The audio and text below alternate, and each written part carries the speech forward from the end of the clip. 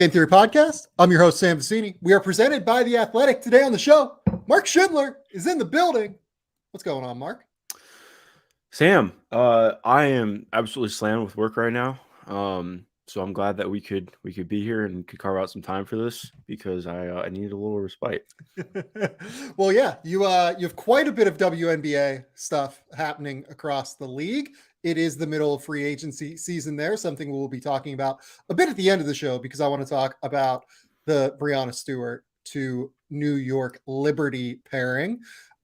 But before then, we're going to jump into some NBA stuff. We are going to talk about a couple of interesting things that seem to be happening on the trade market that I think are maybe bottlenecking things a little bit, and particularly one effect there that I think is interesting that teams are considering and allowing to impact their thought process moving forward here. Additionally, we're going to talk a bit about the Minnesota Timberwolves, who are one of the hottest teams in the league, one of the most exciting, fun teams in the league to talk about. Then we're going to dive into our favorite fake trades that could possibly happen. We're going to each give one that we're excited to talk about. Then we're going to dive in and talk a little bit about Walker Kessler because, goodness, Walker Kessler has just been unbelievable. That'll basically be our prospect of the week for this week because holy hell has he been awesome for the Utah Jazz. And then finally, we might take a couple of questions here and there. Mark, it's good to see you. Let's talk a little bit about the trade market. There are a few interesting things happening right now that I think are kind of holding up the trade market at this point. And it's really interesting to try and figure out. Like, I think that the Toronto Raptors are holding up the trade market right now. They have the most impact players that could potentially be on the move. On top of that, they also have a weird decision to make in terms of, do they want to actually sell their pieces? Do they want to try and compete as soon as next season again? Do they want to maybe take a step back and rebuild the roster a little bit around Scotty Barnes and Pascal Siakam? There are just a number of things that they have to consider. And I think that from what I understand, I don't even think their decision is made yet in terms of the direction that they're going to go. There is also the fact that this 2023 NBA draft is very good, and I think teams are a little bit reluctant to give up picks, especially potential lottery picks. There is the fact that the play-in has teams all across the league competitive and trying to potentially get, for instance, even if you're not competing for a title team, real money by hosting a playoff game, potentially hosting a play-in game, potentially. Those games make franchises an awful lot of money. And also they get their players experience that will really help them develop moving forward into the future. There's also this group of teams in the Western Conference that is bunched from basically 3 or 4 all the way down to 13, which is just absolutely insane. Then finally, we also have this idea that teams, I feel like, and this is what I particularly want to talk about, I think teams are valuing bird rights more on the market now, as opposed to a guy just becoming an unrestricted free agent. You see it right now with the Washington Wizards with Kyle Kuzma. It feels like they are really valuing the ability to pay him more than anyone else in the NBA. I feel like Toronto might be considering this avenue with guys like Fred VanVleet and Gary Trent Jr. in terms of maybe being able to re-sign them in the offseason. I also feel like a team that you cover very closely, the Indiana Pacers, were really valuing those with Myles Turner, and it ended with an extension because they had a very unique circumstance where they had cap space in a year where they had a significant free agent, and they were able to renegotiate and extend his contract in a very team-friendly way. So before we dive into all of the bird rights and the traps and the things that are holding up the deadline, let's talk about the Myles Turner thing very, very quickly. Where are you at on this Myles Turner extension? You think this was very, very smart, right? Yeah, I mean, I think it was fine. Like, I mean, for both parties, I get it. Well deserved by Myles. Obviously, like for people who aren't aware, it's an immediate. I mean, he's getting paid the max that he can this year with it descending the next 2 seasons. If I remember, I believe I have that correct. And it's weird because he can technically be traded right now. I doubt that's what's going to happen. Yeah, But and for what it's worth on that, they basically poured water on that, like in the press conference. They were just yeah, like, "This is probably not going to happen." Like, look, obviously, like he can be, but the plan is, I think they basically said like the plan is to have him there for a while. yeah. Um, what I do find interesting is like, I mean, they had the obviously, opportunity um, to really give him a long term deal, and this, I think, to me, like we're going to start hearing about this again by the end of the season. Like Next, it's by the going end to of next happen. season, I think. Um, I think it'll happen sooner than we're expecting. I could be wrong on that, but that's just my expectation here. Like again, and that's not saying this was the wrong move. It just felt a little bit more like it to me. It wasn't necessarily like being like, oh well, we're gonna have Myles here for a long time. It's like, okay, well we're re-upping because he's earned it, and we'll see how it goes. Um, So but I will say on the structure though, in terms of length, I would bet you that that was just as much Miles as it was Indiana. It oh, gives for sure. Indiana more flexibility into the future for sure, structurally, but also it allows Miles to re-enter the free agency market at 29 years old after there is anticipated to be a significant cap spike in the NBA. Yeah. No, exactly. Yeah, I don't disagree with that. It's just like, again, I think there's a million things to talk about with that. But I think um again, like I don't think that was a wrong move at all for either side. I'm just interested to see again what else they do around this and how they continue moving forward. Obviously the Pacers have played extremely rough basketball since Tyrese Halliburton went down, which I think was expected for me. Yeah. Maybe not as expected around the league, at least not to this level. But yeah, I think what's interesting is like to me, this feels like way not something that we would have seen 5 or 6 years ago. I feel like so often you had a guy who was not expiring, and obviously, like I think part of the impetus for keeping him there was they wanted to keep him there. But I think that in terms of what the value would be for somebody who's not expiring, there's a lot more in the past. Is kind of what I'm getting at. I think that's what we wanted to lead in with a little bit. Yeah, it is. And it felt like, even 5 years ago, as soon as you had a guy on an expiring, maybe even 3 years ago, the idea was if you're not competing right now, you should sell that guy for parts. You should, and that's a rude way to say that because we're talking about human beings, but you should try to get the asset value for him that you can that helps your organization long term because the odds are this person has a good opportunity to leave in unrestricted free agency. So I feel like that's just not the thought process anymore. Like I feel like teams are acquiring guys in order to get their bird rights. I think that teams are essentially trying to, go out and keep guys in order to keep their bird rights. Honestly, I think a part of this is that players almost are more willing to stay now because they understand that having like a team having their bird rights and being the incumbent team typically results in them getting paid more, actually. So it's just a number of different things that I think are impacting the deadline and have really slowed down player movement over the course of the last year. I think the parity across the league is the biggest factor. I think teams not really knowing what they want to do is probably the number one reason why we haven't seen a lot of Exactly. moves yet. But the fact that there is this, it's something that Danny LaRue calls in a negative sense when it happens, the bird rights trap. I think that Washington is significantly falling into the bird rights trap right now with Kyle Kuzma. Like by saying that, and look, they haven't said this, but it's been well reported at this point that they aren't really taking offers on Kuzma and are trying to re-sign him this offseason.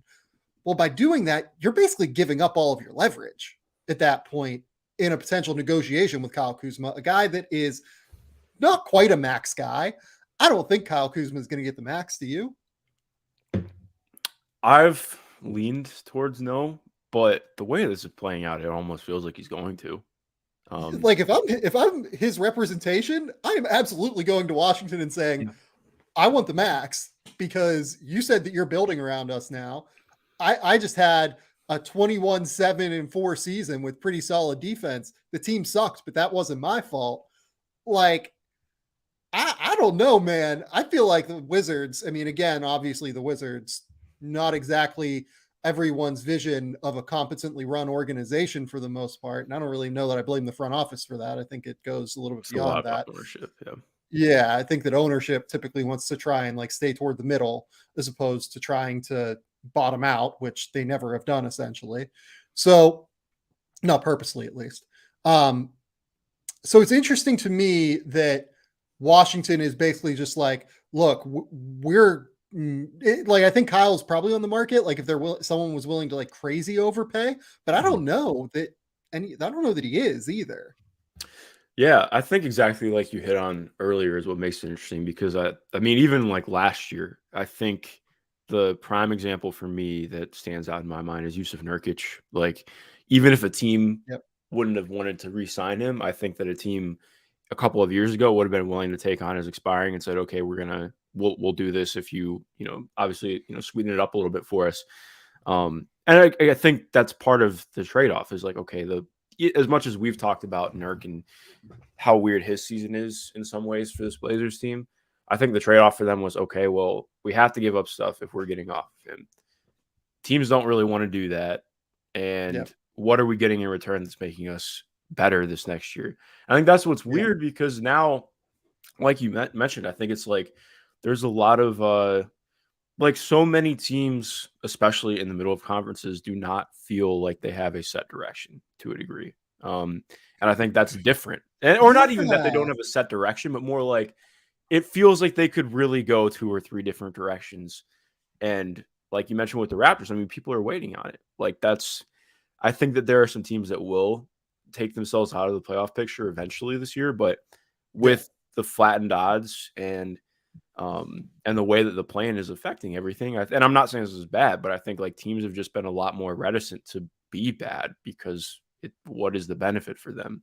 Or at least that's how it seems to come across. And that's, that brings off a lot more stuff when you're talking about the, trading expirings and making this work. And it's interesting. Well, and it's interesting that this is the year where it feels like fewer teams are willing to be bad. Yeah. This is the year where Victor Wembanyama is available. Like this is a year where Orlando like is pretty good at the 5 spot. I mean, they've won. I think they're 15-13 now after their loss last night in their Mhm. last 28 games. Like they're competing largely because they're talented enough to compete. Like I don't know that I'm not saying the front office does or does not want to win, but I think that they just have so much talent now that the guards are back that it's just hard for them on some level to not win, Yeah. right? So there's like real potential here in terms of teams being able to go from like if Toronto really wanted to go from I think they're in like the 6, 7, 8 spot in the lottery odds ranking all the way up to fifth, it would be very, very easy for them. Like they could sell their parts, they could keep Siakam and Barnes and run out Malachi Flynn and Precious Achua, and that team's still probably not good enough to compete in the NBA. It's like a soft tank for a year. You go get another great draft pick like you did the year that you got Scotty Barnes, and then you build around those guys, right? It's really, really interesting to me that of all years, the year where there is a generational potential talent, and actually not just one, but two, because I think Scoot Henderson also fits this billing. The year that there are two generational talents seems to be the year where fewer teams in that middle range have decided to start just like going all out and losing games. Yeah. I think I mean I'm in the same boat. It has felt weird because especially too like it the team like it's not that I didn't think teams could go in for it. Like obviously I mean San Antonio, Houston, Detroit. I mean actually even I don't think Detroit intended to be this bad. The part of that's Cade's injury. Um, Yeah. Same thing with Charlotte. I think part of that was just the plethora of injuries that they dealt with early on in the year have really hampered where they're at now. But um, yeah, I mean, it feels like all of these teams already had something to a degree and are trying to build off that instead of being willing to. It's not even necessarily taking a step back, but kind of building from ground up again. Yep. Which again, it makes it kind of wonky, and I don't entirely know what to make of it because, like you mentioned, I think this was the year Like I expected more teams to come in and just be like, yeah, dude, we're hitting reset. But it's not happening. It's Yet. just not happening. It is absolutely not happening. And we'll have to see what it looks like here moving forward for them, because for all these teams, because I don't really know how these teams will go about trying to shift toward, like, I think we do see, like, I wonder if the Pacers, like, maybe sneaky kind of soft shut down Tyrese at some point. Like, we know that this team can tank without Tyrese Halliburton now. Yeah. And they have Myles under contract. They can go get another great player. Do you look to shut it down a little bit? I mean, they could really, again, much like all these teams, improve their odds. They're sitting 24 and 28 right now. They are 4 games behind Orlando in that 5 spot. Toronto is 2.5 games behind Orlando in that 5 spot. Oklahoma City is 4.5 games behind Orlando in that 5 spot. I think it's going to be hard for anyone to catch like Charlotte, San Antonio, Houston, Detroit. But with how flat lottery odds are now, there's a real benefit to moving from 8 to 5. There's a real benefit from moving to even like 7 to 5. So it wouldn't surprise me if there's a bit of a race toward the bottom in the final 20 games of the year, maybe is the way to put it. We shall see. Okay, Mark, let's talk about the Minnesota Timberwolves. I want to talk. So let's just be real about this. I don't really understand the Minnesota Timberwolves. I know that they're good right now, largely on the back of their defense. Like I've watched them play quite a bit. Jaden McDaniels looks phenomenal on defense. Rudy Gobert, I think, is starting to figure some things out defensively as well. There are a number of things that are happening on top of the superstar turn that Anthony Edwards has made over the course of the second half, or I guess like the middle third of this season, if we look at it from a full season perspective. Yeah, at the expense of sounding like a hater, I think it's more star than superstar turn for Ant. Like I think I would consider him like a legitimate all-star now. I'm probably not quite superstar yet for me. Everything for Minnesota has been exactly like you mentioned. It just feels like when the season started, like none of the gears were going in the same direction. It feels like they're at least starting to have a couple click now. Like the biggest one, well, not the biggest one. One of the ones that I think has been really pivotal has just been D'Angelo Russell. He's been really good, man. Like the defense, it is what it is. You know what it's going to be. But I think his decision making has been a little bit more reined in, and the shot's been. I mean, he's been money from outside. I tweeted this out this morning. Nobody has hit. I think he's 9th in total 3-pointers made since the start of December. After his shot just kind of being gone since Brooklyn, frankly, like he's been back to being an absolutely money 3-point shooter from everywhere and anywhere. He's cut out a lot of his mid-rangers compared to what it is usually, and just really upped his 3-point volume. That's been huge for them and just kind of trying to improve their offense a little bit. But I think to legitimately the biggest thing has been Kyle Anderson. Like Kyle Anderson has completely revamped how they play offensive basketball. And I mean, his defense is really good as well, as per usual, but he has made things easier on Ant by being a capable decision maker and distributor. He's made things look better with Rudy. Like he is intentional about getting Rudy the ball in the right spots. He's really the only guy who's consistently finding and hitting lob threats. He just brings pace and control to the offense, which is something that they did not have before they started playing in the position that they have. And it's in a weird point too, because I think with how much they've had to lean into it to play well recently, I don't think they can go away from it. And I'm not saying that they will, but it's like, okay, well, how do they make this work when Cat comes back and when they have the whole lineup together? Are you moving Jaden McDaniels to the bench? Is D'Lo going to the bench? What's happening? Like, I think I have a lot of questions about what that's going to look like. That's not to just like straight up go and like be negative, but I genuinely like, I think it's been a weird thing because like, I don't think a coach other than Chris Finch has tried as many things as he has with his roster. Yes. Like that's a great point. This team has literally tried everything, which is what's so difficult about them because they've needed to because they couldn't find anything. And I wonder sometimes if it's been to their betterment. Like I don't think it was the wrong decision to keep trying things, but it's at the point too. It's like, okay, well, how do you I don't see how this meshes with Cat, which is what makes it a little bit weird. Yeah. Um, Yep. but it's in an interesting spot because I think like the defense has gotten back to a not that it was ever like terrible. The numbers were always still fine, even with them being like they have very notable rough spots. Excuse me, but they still have a lot of issues guarding 5 out, and I think to me that's been like yes, Rudy's a part of that, but I think a lot of that too has been on their guard play. Um, but then offensively, I do think that they're at a point where they have enough answers offensively. And the answers on both sides of the ball, frankly.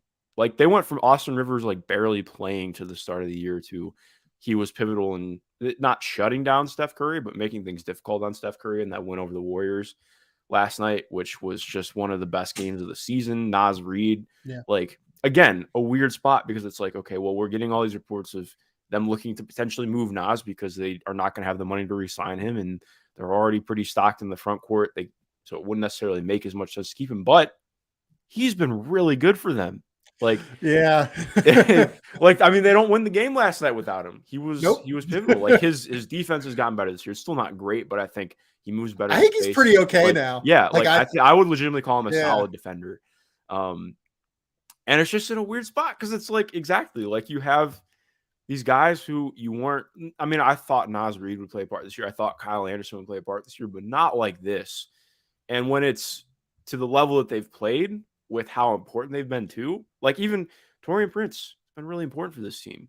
And just be like when he's healthy, he at least, again, just brings somebody who moves the ball, hits open shots, and will make rotations on defense. And I think that's what's again so difficult about this team is like just having the guys who do the simple things has made them better. But it's also like those aren't necessarily the guys who they need to have be their most important players to a degree. Yeah. Or I should say swing players, like the way that they're impacting it. But there's a lot to parse through with this team. It's a very confusing team. I think I just tweeted like I still don't totally understand them. And I guess that so I like I said, like I understand why they're winning. I think that like the defense is the critical thing here, right? They're third in the NBA in defensive efficiency over the last 15 games.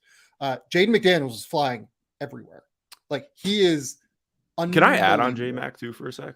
Yeah. Because I forgot to mention this. Like, it's not showing up necessarily in his box score, but he's made really big strides as a as like an outlet scorer too. Like he's really Yeah. comfortable putting the ball on the floor now in a way that he wasn't before. The Yep. touch in the mid range has gotten back to looking like it was when he was a prospect. And honestly, just the finishing in general inside the arc has been really impressive. I still want to see a real jump in him as a 3-point shooter and getting more versatility with that. But like the stuff he's showing inside the arc has been really huge. Yep. And I think I glossed over Ant too much. Like Ant's been really Yeah. good. I'm going to get to Ant Yeah, for okay. sure. Yeah, I'm go ahead. definitely going to get to Ant. But I do want to talk about the defense because I think that is the critical thing. Like I think that the thing that they struggled with early was having D'Angelo Russell and Rudy Gobert ball screen actions, where D'Angelo just is very bad dealing with ball screen actions. Yeah. It's his flaw kind of as a player, and I think it's ultimately why they probably shouldn't move forward with him long term as the point guard of this team and as the guy that like has to defend opposing lead guards or anything like that, just given or anyone that's initiating offense in any way, because he does just like kind of die on the vine, and you're going to have to play drop with Rudy, which means that those guys that struggle to recover into the play again, it's a little bit harder. Like they were successful last season, moving him a little bit more off the ball, allowing him to like kind of captain the defense here and there from the back line a little bit more often, having him communicate really well. That's more what he's good at because he's really a smart player who sees things happen like a step ahead of time. But I think that where he struggles typically is that screen action. And I think that that's going to be a real problem for them moving forward. And I think it's a problem for them generally now that they're working around. Jaden McDaniel's been incredible kind of making up for that. Like he is flying all over the place in help defense. He is flying everywhere. He's been a really, really good on-ball defender. I think that like by the end of the season, I don't know that I could vote him all defense right now, just in terms of how loaded that forward group is. Like you're talking about OG Anunoby, Jaren Jackson, Draymond Green, et cetera, et cetera, et cetera. Bam Adebayo is the center, but like might get pigeonholed into the forward group, right? Like it's just crazy how deep the defensive, forward, all defense forward group is. Jaden McDaniels is somewhere in that next tier. And by the end of the year, in terms of value, it would not surprise me if he ended up being in that tier. He's been that big for them defensively so far, just in terms of his ability to cover like 6 different places at once, it feels like, with how long he is and with how well he moves his feet. He's a really, really good defender. And he's really, really helping them a lot. I think they have figured some things out with Rudy, which is big. The Anthony Edwards' defense on the ball has gotten back to a level which is really, really good for them and really, really important. He still has some moments where he kind of falters as a team defender, but that's okay. But they are winning right now with defense, which is big. Offensively, it just feels like they're kind of just getting enough out of it because, like you said, Chris Finch, it feels like hasn't quite figured out what they're best at yet. He keeps just having to throw shit at the wall. And he's been unbelievable doing it in order to manufacture points. The Kyle Anderson piece of this is big. Like Ant playing as like a point scorer and then being able to like dish off the initiation duties a bit to D'Angelo and to Kyle Anderson has been really important to keep their ball movement flowing, because like the things that Rudy and Jaden McDaniel struggle with oftentimes are moving the ball, right? I think Jaden's gotten a lot better at it, especially over the second half of the season that we've seen so far. I think he's, getting the ball into rotation, moving it a little bit more crisply, making decisions quicker, but it's still not like the thing he's best at. He's best at either shooting a 3 or attacking a closeout and trying to get to the rim or trying to score, basically. So having Kyle Anderson and D'Angelo Russell out there is big. It's just freed up Ant to do what he does best. And Anthony Edwards, over the course of his last 14 games, is averaging 28 points, 6 rebounds, 5 assists, 2 steals, 47% from the field, 40% from 3 on 9 3-point attempts per game. Anthony Edwards, and by the way, like you can go all the way back to a 25 game sample where he's averaging 28 points, 6 rebounds, 5 assists, 47% from the field, 38% from 3, 80% from the line, and like a steal and a half per game. Like he has been, to me, like a genuine superstar-ish level player over the course of this last like 20 to 25 game sample. He's the reason that they're competing. Here is my concern. So if you look at the on-off numbers according to play-by-play stats in terms of lineup data, the Anthony Edwards, Karl Anthony Towns, Rudy Gobert lineup, they only beat teams by 0.4 points per 100 possessions. For like a big 3 where all 3 of those guys are going to be making the max very, very soon in Ant's case, that's a problem. Like your big 3 can't only beat teams by under 1 point per game. You need them to be winning by at least like 6 or 7 if you're like a real title contender. Mm-hmm. Anthony Edwards and Rudy Gobert without Towns are still a -6 in large part because I think it took them a little bit of time to like cohere and mesh together. But Anthony Edwards without either of those guys on the floor, without Rudy Gobert or Karl Towns on the floor, they're a plus 5.6 right now. So they have been drastically better with it just being Ant. And I don't know what to do with that right now. Oh, I do feel like a lot of that is just surrounding guys too, finding their way. Like, not to say that it's, I mean, like obviously a lot of that was like Cat and Rudy was not looking good to start the year, and I'd still have a lot of questions about how it's going to play out. But I do think a lot of that's just been the surrounding talent kind of figuring things out more as things have gone on. But exactly, I mean, like you're mentioning, Ant has made legitimate big strides this year. He has one finishing move, which is a Euro step, and it works almost every time. It's either he gets to the rim or he gets fouled. And I still think like there's stuff that I'd like to see him get to the rim more. But he's been making concerted efforts to really read the defense.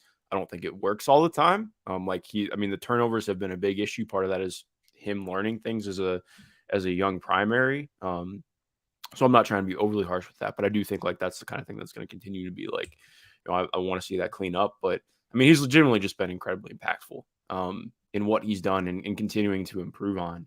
Um, but exactly like you're mentioning, like it's all coming without being in, their ideal five hasn't played in 2 months, 3 months. Yeah. So I don't I'm with you. I don't really know what to do with that either. Like obviously Carl's an extremely talented player, but I don't know how he fits into this when they try and put it back together. Maybe I'm just not I lack foresight, but um it does feel really weird trying to parse through that. Okay, hear me out. What if you ran him as like in the same role that they're running Kyle Anderson right now? Do you think the cat can do that? No, he's not a I think one of my and I I think he is a pretty good passer. I will say okay, that. well, here's my thing. I have long been a cat supporter. Like I love Cat. I think he gets way too much shit. Um, I get that he's corny. I don't really particularly care. There's a lot worse things to be than corny. Um, but he has long been hyped as this excellent passer, and he is not. Like he can make accurate reads and like put the ball in the right spot, but his decision making is pretty bad for somebody who is a high volume ball handler. And I think that's where I would struggle because Kyle just sees the court so much better and makes way Yeah. better decisions. Because I think Yeah. if you tried to put the ball in Cat's hands like that, I would just, I mean, that's going to be chaos. Okay, here's the problem, Mark. What else do you do? No, exactly. I mean, that's a good That's point. kind of What else do you my do? question. Like, what else do you do? Uh, I don't know. I think it's really, really hard. I think it's really, really hard to find a way to make the Carl Towns, Rudy Gobert fit work. We've seen it on defense. I think it's going to be too easy for teams to exploit that in the playoffs. We've seen it on offense because that's really where they've struggled this year, is trying to integrate those two and then have enough spacing for Anthony Edwards to be able to attack and get downhill in the way that he wants to. I don't know, man. I'm just, this is again why I love watching this team. I think that they are super, super fun. And again, like I want to talk about Naz Reid here in a second, which Mhm. I find that entire situation incredibly fascinating. Um, I don't know what they do though moving forward. And the good news is that they have Chris Finch, and I think Chris Finch has done a great job this year. I don't think he's just done a good job. I think he has done a great job because they do not have a roster that really works all that well, in my opinion. But he has continued to find little ways to make it work at a really high level. And that's been critical for them throughout the course of the season. Yeah. No, I agree. I mean, he's been, like, obviously, I'm not privy to all the inside stuff because it feels like part of what's frustrating is so much of their problems felt like just easy shit early on, like stuff Yeah. that I mean, like generally lack of effort was a problem for them when they had everybody together, and that's I never know what to do with that with respect to coaching. But exactly, like I mean, they're not. I did not expect them to get back above 500, at least like this, I should say, especially with Cat out. I wasn't necessarily anticipating this, so yes, massive kudos to him. I really Yeah. enjoy him. I think he I don't love like saying over and underrated, but I think like largely what he does, I think has gotten swept under the rug a little bit, or just not noticed because the Wolves have been more of butt of jokes this year. But I think that Yeah. exactly like you're mentioning, he's not that I think he's necessarily in the coach of the year race because they haven't won enough games for that, but he's done a really good job with him. I agree. Yeah. Now, okay, let's talk about Naz Reid real quick. Again, this is a situation I don't know what to do with. Like they realistically, I mean, Naz Reid's probably going to get 10 to 12 million on the I think he's market gonna at get this more than point. that, to be Has a honest. shot for What do you sure. what was Chris Boucher's deal? Didn't Chris Boucher almost get Uh, 84 for over 4? no, No, no, not no, 84. no. What am I talking about? No, sorry. I'm thinking the wrong thing. Yeah, no, But Chris Boucher got like basically, I'm trying to do math here, but he got 13 this year, 12 yeah, I the was gonna say next he got year, more than the MLE. 11 the year before. So Yeah. Well, it's a descending deal. So it's like basically a 3 for 37 deal. yeah, Right. Um, do I think that Naz Reid beats that? I do. I think he probably gets like, I think he gets between 15 and oh, 20 a year. I don't know. Not that I I've don't heard think anything on it, but that would just be my yeah, expectation on how he's playing. Um, it's it's going to be tough to, I think, get that for bigs now. But like then again, Marvin Bagley got 13 a year last year, and Reid is much better than that. He's certainly an effective scorer in a way that, and like a multiple and versatile scorer because he can put the ball on the ground and can actually create plays in a way that Marvin Bagley just has never been able to do. I would say that like mid-level money is probably where now like Naz Reid's going to fit in, right? Let's say could that be 440, 48, 450, something like that? Or maybe it's like 339. So somewhere in that ballpark is what I'm guessing he's going to get. That would mean the Timberwolves are paying something like $90 million to the center position with three guys. And like, I just can't see them doing that. But like, is he so valuable that you just kind of let it rock? Like, is that kind of what you have to do I right have no now? idea. I think that's the problem. Like, I have legitimately no idea what to do with it. If they, I mean, clearly they want to compete this year, like, and not just this year. Yeah. I mean, like the Rudy deal was about competing moving forward, not just this year. This was about maximizing Ant's window, and it's like, I mean, what do you get back for Naz Reid that equates what he's doing? I mean, he is a young player. He's what? Like, I don't even think he's 24 yet. He's No, 23. he's Like, 23. Yeah. and I mean, that's yeah. I And he's it's something getting I better on because defense. I don't know He what to think about legit, him. yeah, like he's getting better on defense. He legit, like you watch him handle the ball. It's awesome. Like he will like attack you from the top of the key, like Euro step inside hand finish at the rim. And it's just like, wait, what the fuck is this? This guy's 6'10, 260 pounds. Like, how the hell does he do this? Yeah, he's legitimately made massive strides. Like not that he was a bad finisher last year, or the year before, but I mean he's shooting 66% on twos this year. He Yeah. like you mentioned, I think the mismatch stuff has been legit for him. Like if like he can actually punish teams, and we saw that against Golden State at times yesterday. Like he is capable of taking guys off the dribble. Like there was a point yesterday where I think Kevon Looney had a fine game, but I think Kevon had a few issues with him getting taken off the dribble. Yeah. And then Draymond was guarding him in the post, and he was just too big for him. Like he's aggressive, he goes quick, he doesn't think about it, and he just goes up. And like, not that again, like Draymond, I would take over time, but like in those minute plays when you needed it, like he got it. He was really good. Yeah. Um, it's yeah, I don't have an answer for what to do with it because I would not want to trade him. Well, and like here's the other thing, like what do you get back for him? Yeah. Right? Like I don't know what you get back for a big that is on like a 1 year, $1.9 million deal essentially, where you then like I just don't know how to handle this situation, I guess. And that's why I'm so confused. Like, it's not like you can get back, like, you can salary match for like a deal that makes sense, like on bigger salary guys. Like Jay Crowder, like the thing that I've been like wondering is if the Suns can't find a deal that makes sense for them, do they go to Portland and they're just like, hey, we'll just do a swap of Jay Crowder and Josh Hart, right? Like, it seems like Josh Hart, for whatever reason, is just like not quite confident shooting threes. Portland really wants him to take threes. They also seem to be interested in Jay Crowder in some respect. Josh Hart would really help Phoenix's depth in some respect as well. They have enough shooting around him to kind of compensate for that. Like, I wonder if they're just like, let's just do a challenge trade. Let's do something. Both these guys are on essentially 1 year deals. Josh Hart's is complicated where like he's a player option. And then if he like accepts that player option, it then becomes a non-guaranteed deal. So it's basically a mutual option deal.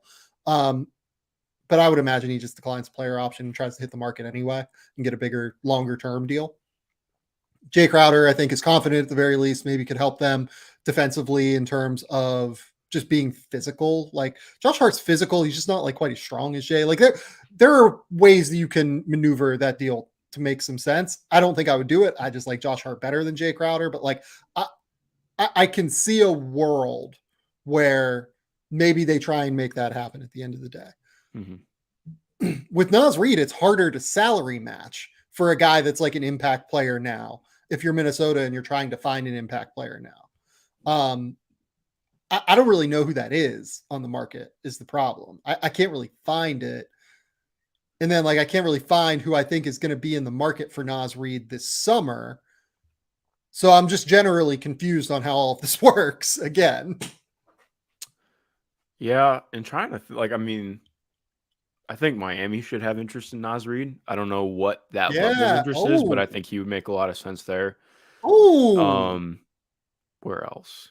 I mean, I love that I idea. would actually hate Toronto for him because I think that's such a bad fit, just in every way, shape, and form. Um, where else? I mean, like I think you can generally look at most teams and be like, yeah, I could see it, but like, yeah, for him, I think that would make a lot of sense. I like Miami a lot. That's a Yeah, really good call, Mark. yeah, I would love Miami for him. Yeah. No, I mean, yeah, that I works. mean, That Dallas that that just needs actually really talent. works. If Dallas could get Naz Reid, I would like that for them. Like, I don't think But that they have the ponies to actually make that happen, but it would be interesting. yeah, the problem for Dallas is that they need perimeter players, I think, more than interior Yeah, players. no, I would agree for sure. But I think And just they having just like have any kind limited. of pop would help. Yeah, they just kind of have limited assets though, because I think that what they're trying to do is get past the Porzingis deal Yeah. in order to then this summer be able to go out and try and make another star trade to put someone next to Luca.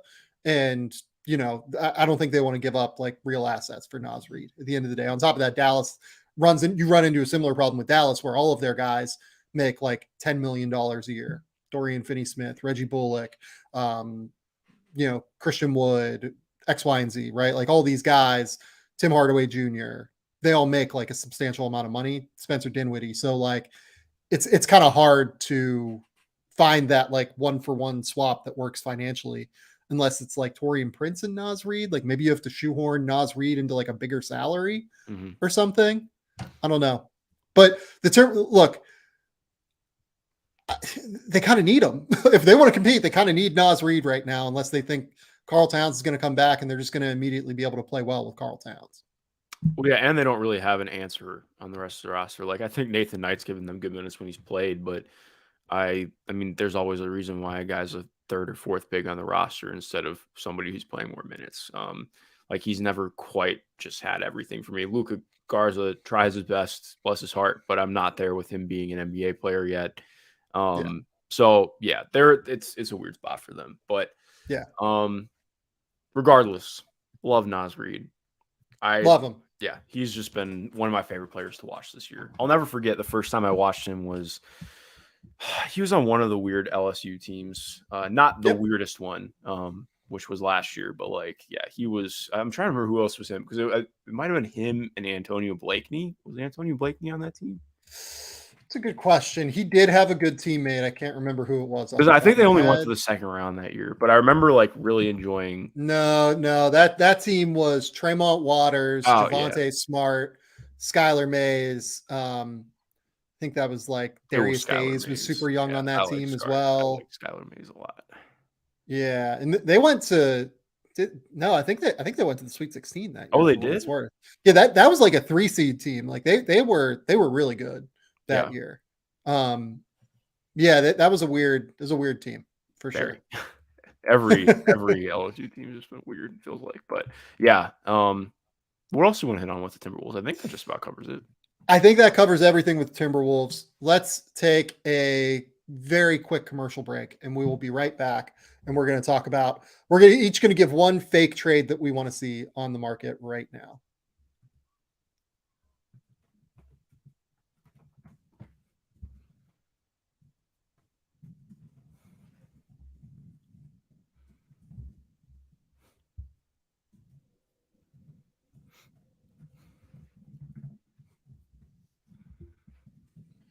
Okay, we're back. I will let you go first. We're gonna do this where we do what is our favorite fake trade that could possibly happen right now um, in the NBA. We're trying to keep it realistic.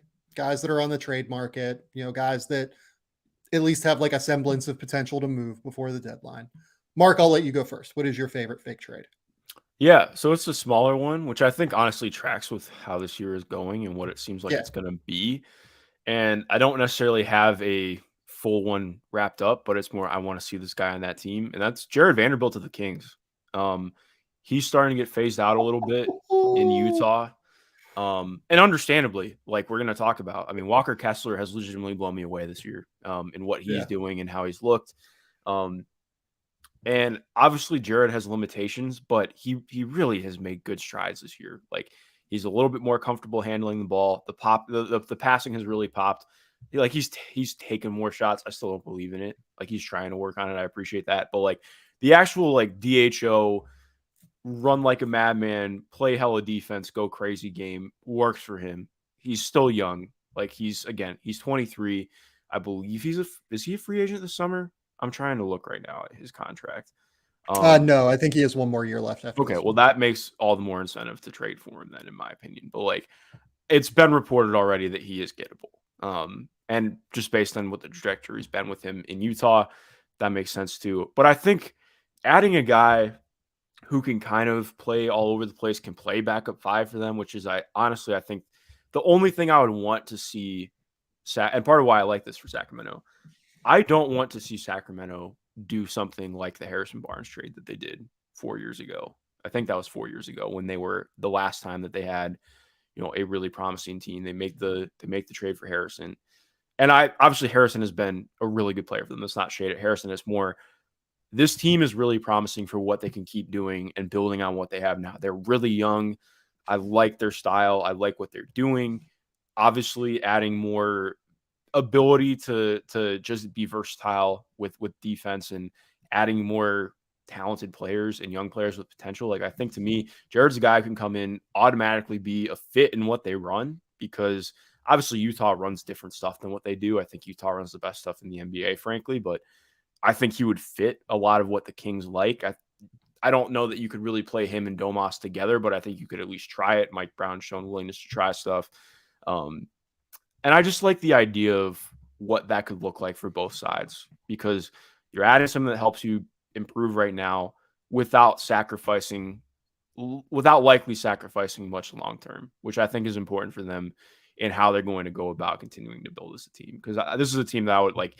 This is very much a team that I would not like to see go out and add some big vet at the deadline. Like I don't know what that does for them.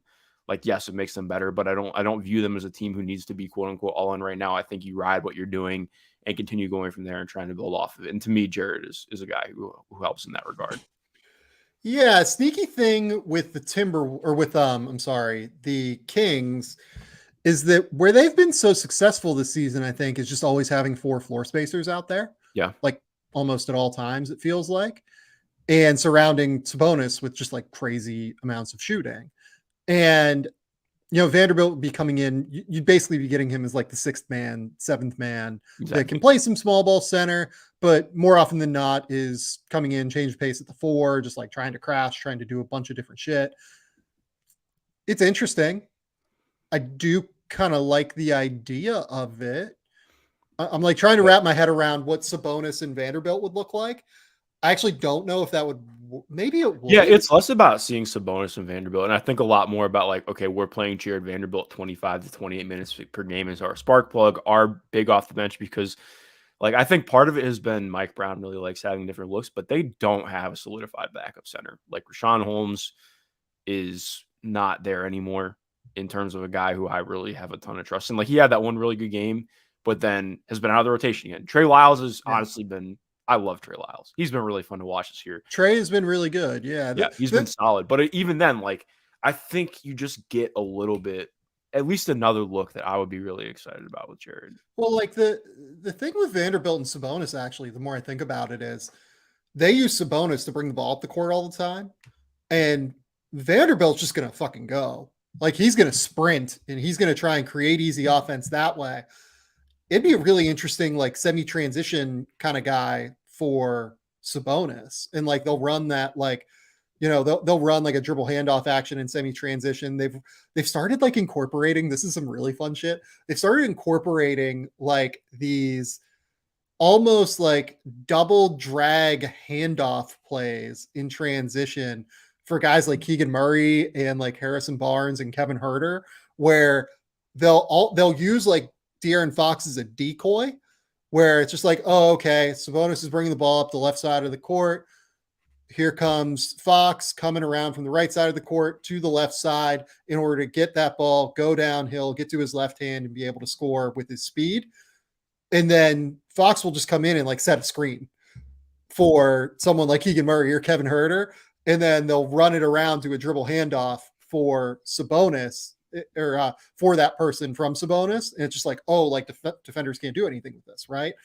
But if you run that when you also have like, Jared Vanderbilt in the dunker spot, like cutting through, and then that has to be defended in some way as well.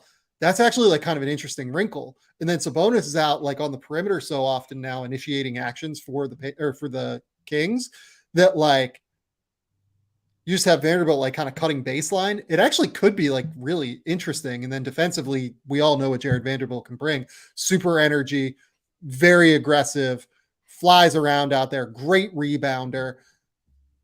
I'm actually wrapping my head around this. I think this is actually a really, really good one, Mark. Yeah, I would personally love it. And can you imagine Mike Brown just on the sidelines watching Jared Vanderbilt play defense? Like, I think that dude would that is a match made in heaven for the pair. And again, exactly like you mentioned, I think that there are going to be some drawbacks offensively, but that's part of the trade-off. I think that's what makes it realistic to me. Yeah, that's interesting.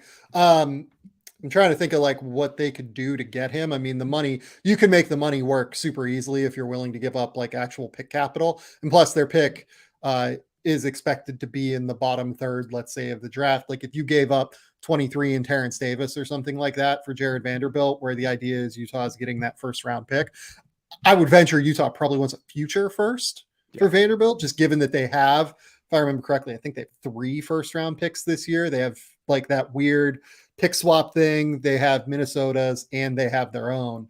Yeah, it'll be interesting. It'll be interesting to see what they target in a Vanderbilt deal. I bet it's more of a future first. Vanderbilt is the other guy that if you put him on Phoenix, I think that would be really fun as well. Yeah. Just like have him fly around out there in like bench units.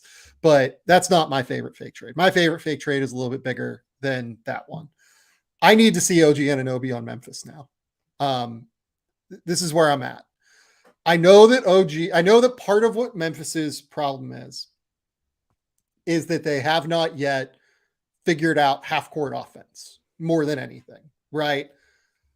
I think more than anything that has to do with like A, Desmond Bane being out a reasonable amount of time, B, Ja Morant still trying to figure things out in general as a half court creator when teams just drop and like go way under him on screens. But I don't really care. Like, I think that this is the kind of player that Memphis has been waiting to hit the market, basically. I think that Memphis has been waiting for like a wing that has potential to create shots at the end of the day. And I think OG has a lower potential to create shots than like maybe what some of their targets are and like what they would hope to be able to get in such a deal. But here's the thing, like when you watch OG, and this before we get to the defense and everything, like OG actually gets to his spots, and he gets to his spots like in isolation situations in Toronto's fucking dog shit offense, which doesn't have any movement and looks miserable unless Scotty Barnes is like screening and then like rolling into the short roll area and like, carving up the defense from inside out. But like, they don't run that enough. I feel like that should be like the hinge point of their offense. And up until recently, it just like was, a fifth option within their offense. They started to run it a little bit more, which is really good. But the thing with OG is that he has no problem getting where he wants. Like if he is like attacking and he puts his shoulder into you and uses that strength, because he's 6'8", 230 pounds, 7'3" wingspan, has a super high release point on the shot. He gets where he needs to get to. He gets to his spot. The problem is that he's just a bad pull-up shooter right now. He shoots like 31 or 32% on pull-up shots. And I think it's just because his footwork is not great loading into that pull-up. His balance is really bad too. I think that's the biggest thing. Like, yeah, like it's a thing where I think he was never asked to like create pull-ups when he was like super, super young. And like, it's just not there yet in terms of natural talent in that way. But it's gotten better and it keeps getting better over the course of his career. And I feel like there's a real chance that like when he's 27 or 28, he's like a legit pull-up shooter in the mid-range at the very least. Maybe not like from all the way out to three, but he is super physical and he can get to his spots out of isolation situations. He is, it's just like it's a weight transfer issue as much as anything. It's like a footwork issue. There's so many different trajectories on his pull-up shot. Like sometimes it'll come out super flat. Sometimes it'll be like a fucking moon ball, right? Like but when he gets balanced, he has real touch. So I think that like someone can work with him in the offseason. Memphis's developmental staff is obviously unbelievable. I think there's like some real potential for him to be like a shot creator on the wing that they kind of need. Obviously, like the defense is the big thing. I mean, if you pair him with Jaren Jackson, I mean, what do teams do? Yeah, I mean, yeah, they're number one in defense after, I want to say, over the first month before Jaren played, they were like 11th in defense. So like that kind of shift that they've made, I mean, their defense has legitimately been the best in the NBA. Like that, I mean, that's goes without saying. The offense has been the problem recently. And I think to me, it's less even about him being a shot creator. Like I think, yeah, like you can the post ups and stuff. I already like that stuff you can bake in for him that I believe in. I think to me, it's just more about the shooting. Like part of the issue in their half court offense has been their shooting regression as the year has gone on. Like obviously, you know what Desmond Bane brings. He's awesome, but like, what shooter are you uncomfortable dropping off of in their rotation? Even like, Yeah. I mean, Santi Aldama will punish you sometimes. John Conchar is like an okay shooter. Tyus, to his credit, has shot the leather off the ball this year compared to what we're used to from him in terms of volume and just percentage. But like Zaire Williams' shot hasn't been there. David Roddy's shot hasn't fallen. Like none of the, and it's not that there hasn't been anything good from Williams or Roddy or Laravia, but I don't think that their impact has been like necessarily like they do positive things, but I don't think the impact is necessarily felt positively all the time. So I think part of the issue is like, again, like there are teams that are routinely able to put 2 or 3 guys in the paint against Ja. That's been a big problem the last week and a half. Like even like Dylan Brooks, as good as he's been defensively this year, the offense has been kind of a disaster with him. The shot has been gone. The interior shot creation hasn't really been awesome either. And it just isn't super palatable. And I think maybe part of it is just his role. And I don't think Dylan Brooks is comfortable or wants to not be a starter. Like he's a good enough defender where I get it. And I'm not advocating for them to trade him, but I'm just saying, like, I think I look at that and I'm like, okay, if you have OG Anunoby in the other corner or in the slot, like teams are going to care about that. And even if he isn't, getting the, like, even if he's attacking a closeout, I trust OG to attack a closeout and draw a foul, or at least get into the paint and make something happen. And well, and speaking of that's actually another thing I want to bring up.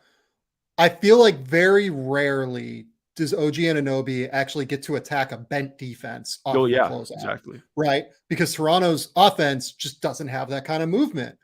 If you have John Morant like breaking down defenders, getting into the paint and throwing kickouts to OG Anunoby, and defenders are like way off of Anunoby because you just have to be when you have to help off and like try and stop Ja from just living in the paint. That's going to create easier opportunities for Anunoby, I think, to attack closeouts, get to the rim, use his strength, use his physicality, get to the foul line more often. Like, I actually think that it's going to help Anunoby's offense to be in Memphis more than what we've seen from it so far. Yeah, no, I would agree with that. And then, like, I mean, to me, exactly like you mentioned, like it's not necessarily adding the other shot creator, but with what that defense is between him and Jaren, and then like obviously like they're going to be playing in lineups with Steven Adams too, like, and frankly, Dylan Brooks. Dylan Brooks is a great defender. I do think with salary matching purposes, he probably ends up going back. But well, I mean, here's the thing. Speaking of defense, it'd be one of Dylan Brooks or Danny Green, probably, right? And Danny Green is back. Like, we'll see what Danny Green looks like long term, but like Danny Green, I think is still going to be a great defender because like he was always more of a fast brain as opposed to like fast body and athleticism guy. His processing and like the way he thinks about basketball is still going to be there. I would imagine he's still going to be like a super, super impactful like help defender. And super smart. Maybe not as good on ball, but if you're getting OG and you probably don't need as much on ball defense from someone like Dylan Brooks. So I don't know, man. Like, I think it's a match made in heaven. I also think that the critical thing is that the question around Anunoby for a lot of people is you're going to have to pay OG, right? And if you have a bunch of guys already, are you going to want to pay OG and everyone else? Yes. Memphis is one of the richest owners in the NBA. Like Robert Parra is very, very wealthy. And they have sneaky been willing to pay in places that other teams have not been as willing to pay. Like they've been willing to like buy out Andre Iguodala's deal in order to get a first round pick. Like they just like dropped like 11, I can't remember if it was like 11 or 15 million or whatever it was. They were just like, we will eat that contract. We will take the first round pick. Not a lot of owners do that where they're just like eating dead money, right? And they've done that multiple times. Like they've just eaten money to be willing to do that.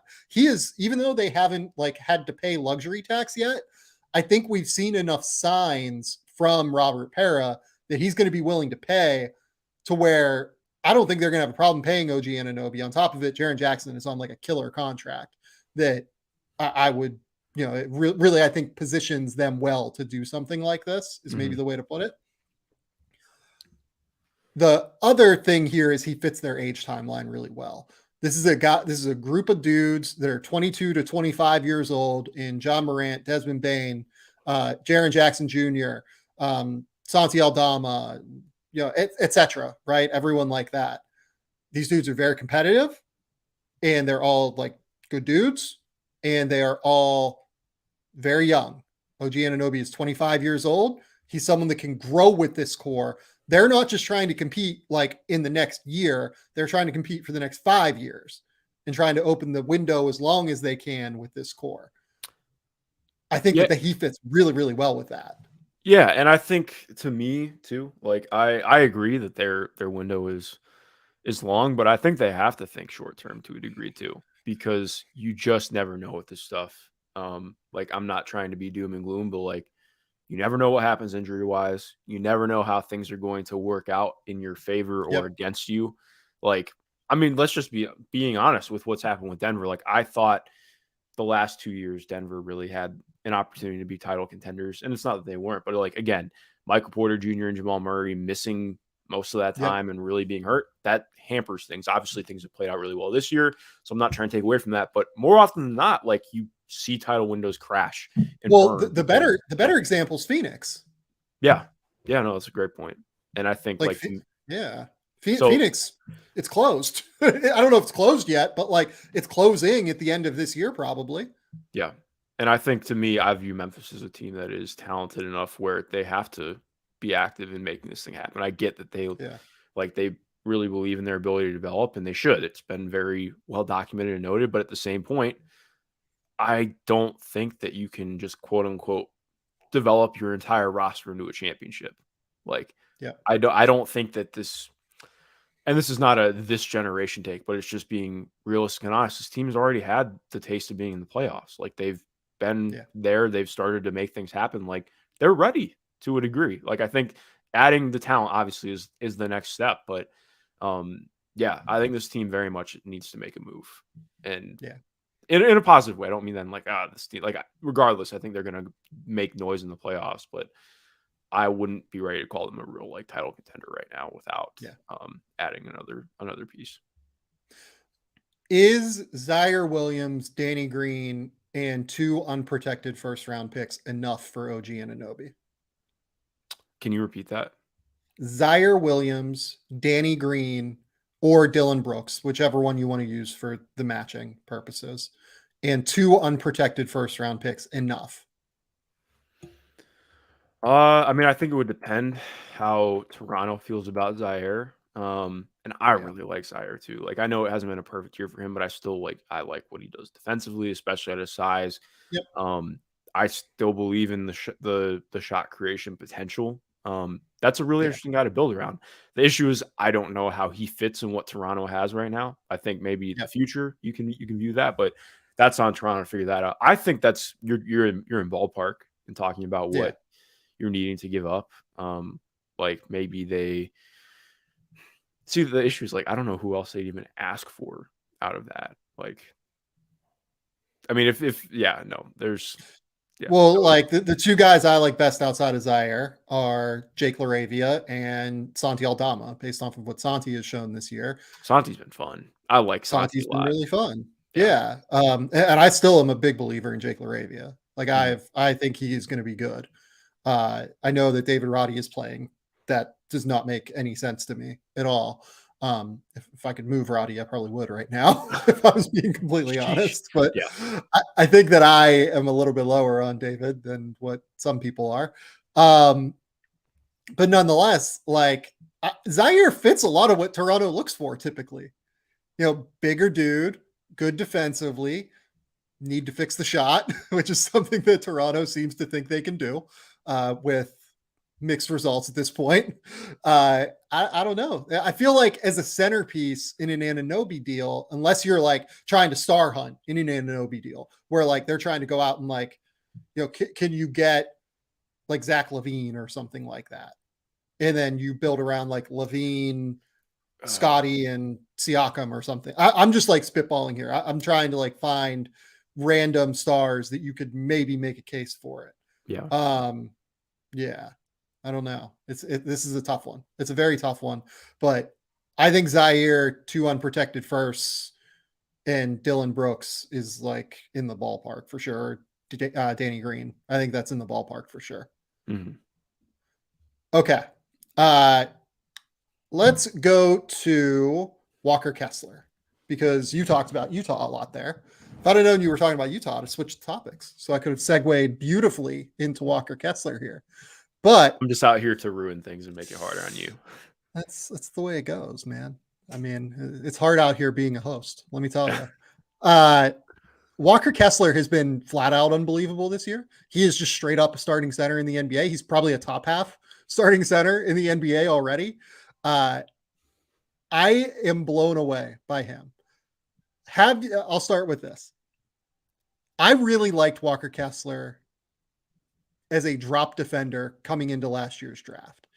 I thought he had great instincts. I thought he was obviously an incredible rim protector. I noted in my scouting report, like ambidextrous shot blocker, really can contest with both hands, great in the cat and mouse game. I don't think I've ever seen a rookie that is better in the cat and mouse game of like drop coverage in ball screens for bigs than Walker Kessler is. Can you remember anybody that was this good I mean, Evan this Mobley. quickly at it? No, not even close, I don't think. Because I think. Mobley's not as good of a rim protector. Ooh, I would disagree. I think Mobley's a better defender. All like Oh, without question. in total, I would consider him a I better rim agree with protector. Like you. not a better like center rim protector, but in terms of his rim protection skills, I would consider Mobley better. No, it's just because out of drop coverage, particularly.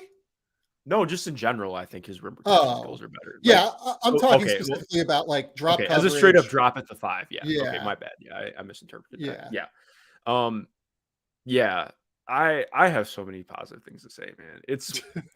I was I wasn't as bad as I think some people were with Walker. I think I underrated what he could potentially be a little bit. Mainly because of the offense. Like I didn't think about what has really helped Walker for me is how simple their offense is, and yeah, it fits what he does. Like roll really hard, which that's I mean, because I just want to talk about the offense first, because that has been really important for him being on the court. Like he's in his 10 games that he's started back to back to back and so on. That first of all, they're 7-3 and they've played a pretty solid schedule. Um, he's averaging 12 points, 11 boards, 5 of them offensive. yeah. Like so they Just have empowered convert. him. They're like, go crash the glass, be extremely aggressive on the glass, roam in the dunker spot, roll really hard, set solid screens. I don't think he's a very good screener yet. I think obviously it's going to come with time. Like he doesn't have a super strong base yet, but like he's a rookie. I don't expect that to be good. I will note one thing with his screening. I think he's really, really good already, though, at timing like when to flip screens Yeah. and when to like just change the angle for ball handlers to be able to get that little bit of separation. You're definitely right in terms of the base, though, and like making contact, but he's good at like making himself an impediment and using his footwork to do that. Yeah, and part of what helps too is like how much motion there is in their offense makes it not matter as much. Like it makes it easier for him to get into his roles, easier for him to like to get the most out of his gravity, get the most out of all of their movement shooting and just stuff in general. So that's been really huge for him because my biggest thing with him was, and also I got to say, like, I don't think that it is perfect by any stretch yet, but like he legitimately has been better at short roll in this offense than he was at Auburn. And I think again, part of it is the offense he's in because Auburn's offense was yeesh sometimes last year. You Play, mean that it's different Wendell, playing with Mike Conley than playing with some other guys, but you mean Katie Johnson and Wendell Green weren't always hitting that I love pocket watching past the those guys short play. roll? I love watching those guys play. But yeah, it's a little different playing with Mike Conley. I mean that's part of what's been really fun. Like having a veteran like that who can set the table and just be steady is so huge. But then so I've been impressed with that. I've liked that. I think that the touch around the rim is obviously very nice, like, but it's mostly like him dunking everything because he's massive and is really well coordinated. So that's been fun. But the defense, I just need to riff on the defense. I expected him to struggle a lot with foul trouble this year because of how aggressive he is in trying to hunt blocks. And I do wonder if that's going to come back to bite him eventually this year. Hasn't yet. He jumps at everything, but he's been so good with verticality and not jumping into people, but just jumping straight up. And it's been just a joy to watch. In terms of verticality, other than Evan, like I can't think of guys who have brought that level of verticality. And again, like you mentioned, playing as the solo rim protector at the 5, like it's different for sure. Yeah. Here's the difference between Walker and Evan is a rim protector particularly, and why I think Walker is a better rim protector. It's because of his strength through his chest and core. Like you can kind of put your shoulder. Yeah, like you can put your shoulder into Evan and open up some space. You cannot do that against Walker Kessler. He is so like wide and thick while also being like skinny. Like he has that like Brooke Lopez-y frame that just does not allow guys to go through his chest. Like when guys try to bump his chest, he doesn't like bend, right? He just stays straight up because he's so strong through that area of his body. He is, I think he's like pretty substantially purely as a rim protector. I think Evan is so much more versatile. He's so much better as an overall help defender. Obviously he can go out and switch on guys and I think he is good in like the cat and mouse game and ball screens. Like Evan is a much more complete defender than Walker. Walker Kessler is I think he's a much better rim protector than Evan Mobley is, just because of the strength and because I think he's just like bigger and longer than Evan, frankly. Like I don't know if the numbers say that, but when you or like I don't know if like the measurements say that, but when you watch Walker, like with how wide his shoulders are compared to Evan and how like long and like strong he is through his core, I think he's bigger and a stronger impediment at the rim than Evan is. Yeah, I think that's fair.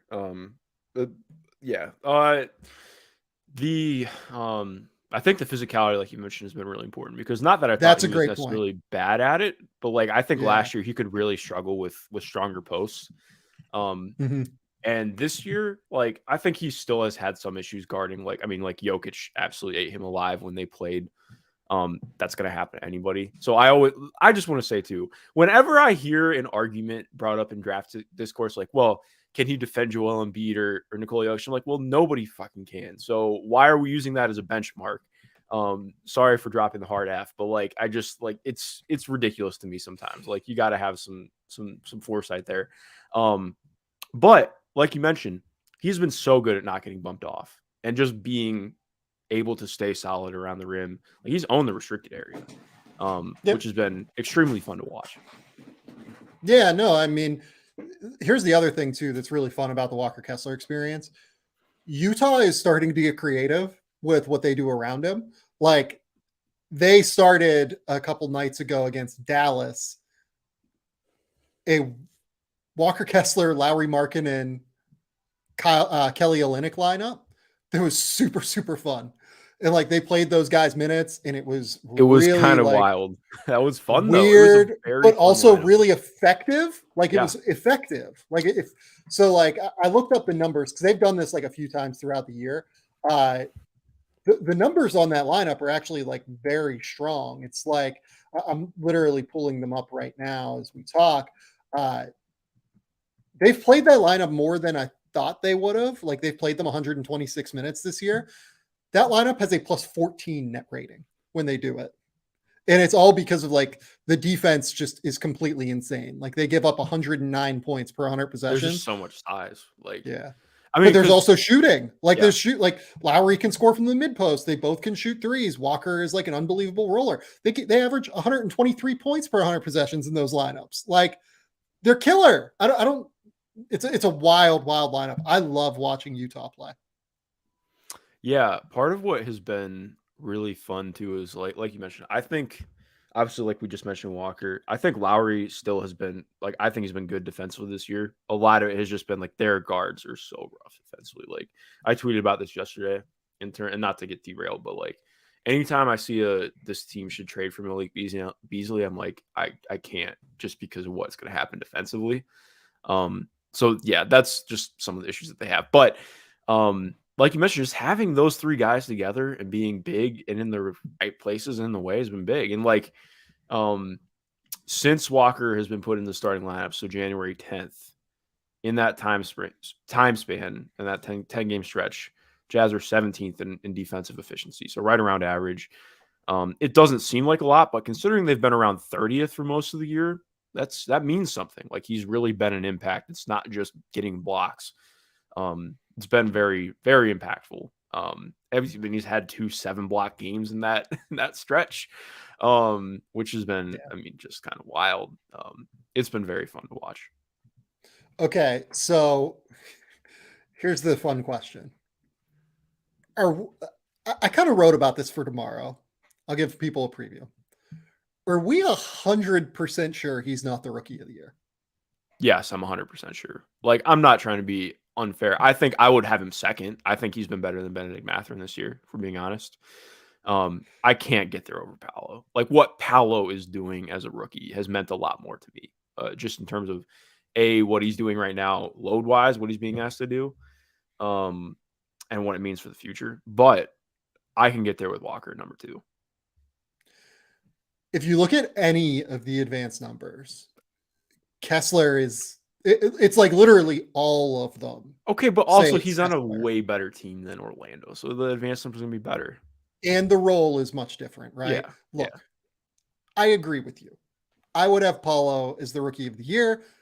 There are like 5 guys in the last 50 years that have averaged 20 points, 6 rebounds, and 3.5 assists per yeah. game as rookies. Paulo's one of them.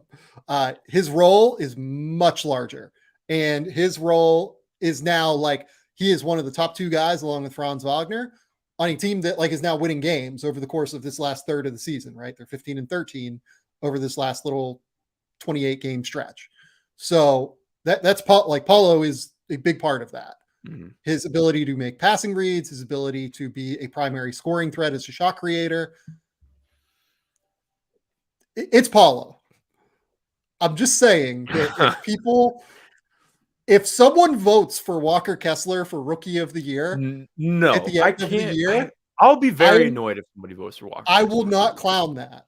I I will not clown that. see. This is my issue though, and this is not me going at you. This is just in general. Sometimes I think we think way too hard about shit and make it I much agree more with you. nuanced than it needs to be. You cannot look at what Paolo is I doing and agree. say that Walker Kessler has been better than him. Like that's crazy to me. And that's not me trying to discount him, but it's like at some point, as much as I appreciate use and understand advanced statistics, you have to look at what's actually happening on court. Like, and that's not saying that Walker doesn't do stuff on court, but like it's just different. Like, no, I can't. Well, here's the big reason why I think it's Paulo. The offensive side of the court is just much more important in today's NBA than the defensive side of the court. It just is. Good offense beats good defense in today's NBA. And Paulo has been the drastically better offensive player. Kessler, like if we're talking about like Paulo's offense, Paulo's defense, Kessler's offense, Kessler's defense, right? Like as like the four disparate pieces of their game. Kessler's defense has been the best, like of those four things, right? Like Walker Kessler's been unbelievable. Like Walker Kessler, I think has a case as being like a top 25 defender in the NBA this season. He's been incredible, but offense is just way more important in today's NBA. It just is. It's the reality of the situation. There's a reason scoring is up. There's a reason that offensive efficiency is like through the roof, basically. It just is, right? I have to go Paulo as rookie of the year. If they were still losing, if this Orlando team was like, 12 and 42 or whatever that would be, then I think it would be a real conversation. Mm-hmm. But right now that they're winning, now that it's a situation where Orlando is actually like pretty good, I do think it's Paulo. Like, I think it is like certainly Paulo right now. Mm-hmm. I just want to be clear about that. I'm just asking, is there a case for no? It? I'm just raising. I'm here to say no. So any angry Jazz fans, please at me at MG_Schindler on Twitter. I probably will respond. So yeah. Yeah. But Walker's been unbelievable. I agree with you. He's the second best rookie so far this year. Okay. I want to give you some time. I want to give you the floor here because I also like just, want to talk about how much I enjoy watching Breonna Stewart play basketball. Breonna Stewart is now a member of the New York Liberty, and she's going to get to play with Sabrina Ionescu. And who's the French point guard? I always forget her name. Johannes. I'm like, yeah. So it's crazy to you because I don't know if you've gotten to see it today. It's also been insane today. And like to be clear, I'm a very casual WNBA fan. Like like you know what I mean. Like I love the league. I love watching every single game that I watch. But I'm a casual in this circumstance. Like, and that's okay. I'm here to teach you. I'm here Mark to is the learn you a thing. So yeah, let's put it like this. They have Sabrina Ionescu, who I would probably consider their fourth best player now, which is kind of wild. So it's Sabrina Ionescu, Jonquel Jones, who was the MVP in 2021, Breonna Stewart, who is a former MVP, who is at worst the second best player on planet Earth. And it seems possible Benaj Delaney, who is a former all-star, who is a really good player, top 20, 25 player in the league. It seems like she's going back in a trade. Potentially that hasn't been confirmed yet, but they added Courtney Vandersloot today, who is probably the best point guard in the league, her Chelsea Gray. I mean, you could go Skylar Diggins-Smith too, but she's out right now. But point being, like, they now have an all-star starting five. And it is really fun and interesting to look at because all of like the great eras of the WNBA have had super teams and been marked by that. Like the Minnesota Lynx in the Los Angeles Sparks, when they were going back in the mid 2010s, you had obviously Maya Moore, Rebecca Brunson, Sylvia Fowles, Simone Augustus. Like that's 4 Hall of Famers. For the Sparks, you have Candace Parker and Chelsea Gray and Nneka Ogwumike, who is still like, I mean, I had her, I think 4th in MVP voting last year. She was good. I had Candace, I think 3rd in MVP voting last year. Like, again, like point being, still really good players. That was another team that you have. And there's other, I mean, obviously tons of talented role players. Now we have 2 teams where you can legitimately say both of their starting fives could start the All-Star game. A, that just doesn't happen very often. B, it really sets the table for a lot of interesting stuff to happen this year. I think kind of similarly to, and this is going off on a big riff, so just bear with me, but like, I'm really interested because what makes this so fun and interesting to look at, A, the competitive talent is going to be very fun. It's a huge storyline fall throughout the year. As much as I think it will rub some deeper, hardcore people the wrong way, like, oh, you have all this talent on 2 teams, like, blah, blah, blah. Like, for the standpoint of like building narratives and stories and seeing how things play out, I think that matters a ton for the league and seeing where this is going to go. The bigger thing is the 2024 and 2025 WNBA drafts are like the next big thing in basketball for the W. All of the, like, obviously, like Aaliyah Boston and Haley Jones are going to probably be the top 2 picks this year, and they matter a ton in where their college basketball is at right now. But the biggest stars in college basketball, for the most part, are people who are freshmen, sophomores right now. Like obviously Juju Watkins is going to USC next year and she'll be there for 4 years, presumably, unless she doesn't transfer. The 2024 and 2025 draft is bringing in like the first real wave, at least in my experience and looking back and understanding the league, of really high level shot creators on the wing, because that's just not really a big archetype that exists in women's basketball right now. You're going to have a lot of high level, just on ball dribble creators like Olivia Myles, who plays for Notre Dame right now. She could enter she's a sophomore right now. She could enter the W tomorrow and be at worst the 5th best passer in the league. Like she's unreal with the ball in her hands. So I think what makes it interesting is like you have these two teams that are going to be like the clear cut title contenders. You have a couple teams that are branching off and saying, okay, we're going in a new direction because we have to.